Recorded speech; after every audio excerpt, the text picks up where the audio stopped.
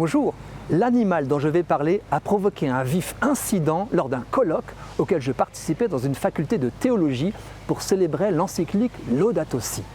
Un savant orateur qui dénonçait l'anthropomorphisme, qui nous pousse à protéger plus volontiers les bêtes qui nous ressemblent que celles qui nous rebutent, a fait l'erreur de sa vie en illustrant son propos par ces mots « Il ne viendrait à personne l'idée de défendre le ver de terre ». Horreur, malheur, bronca immédiate.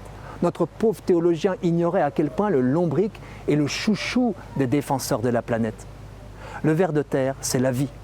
Aristote le nommait déjà intestin de la terre. Figurez-vous que le lombric pourrait peser à lui tout seul de 60 à 80% du poids total des animaux terrestres. Il y en aurait en France, en certains endroits, jusqu'à 2 millions à l'hectare, soit plusieurs tonnes. Et chaque lombric mange au moins tous les jours l'équivalent de son poids. Quand je dis le lombric, je simplifie, on en distingue 7000 espèces. Les géodrillologues, spécialistes des vers de terre, les ont classés en 3 catégories. Ceux qui rampent en surface, ceux qui creusent horizontalement et ceux qui creusent verticalement. Leurs mœurs sont plus sophistiquées qu'il n'y paraît. Je creuserai pour ma part celle du célèbre ver de terre commun, Lumbricus terrestris. Vous savez, c'est lui qui laisse au sol des entrelacs de terre agglomérés.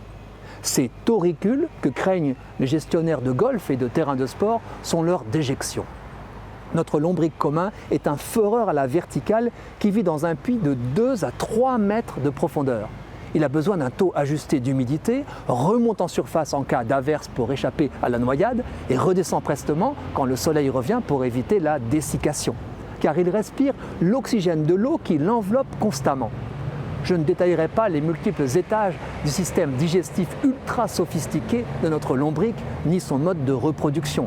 Hermaphrodite, comme l'escargot, chaque individu dispose d'organes génitaux complets, mâles et femelles, en vue d'un double accouplement.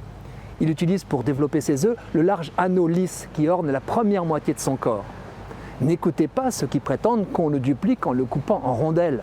Seule une des parties rompues peut survivre et régénérer le reste, et encore à certaines conditions. Nos ancêtres ont longtemps cru que le ver de terre dévorait les plantes vivantes comme une larve de hanneton. Il n'en est rien. Non seulement il les épargne, mais son inlassable travail de dégustation du sous-sol contribue grandement à leur bien-être. Une terre sans ver est bien moins productive en légumineuses qu'un sol infesté de lombrics.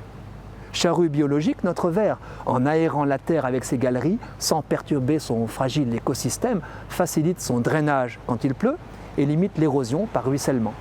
Il remonte vers la surface les nutriments minéraux et végétaux décomposés dont la plante a besoin en y ajoutant ses propres bactéries intestinales. Ce ne sont pas les lombriculteurs de plus en plus nombreux qui me démentiront. Pour tout amoureux de la nature, soucieux de la vie sur Terre et correctement informé, le lombric est l'ami public numéro 1.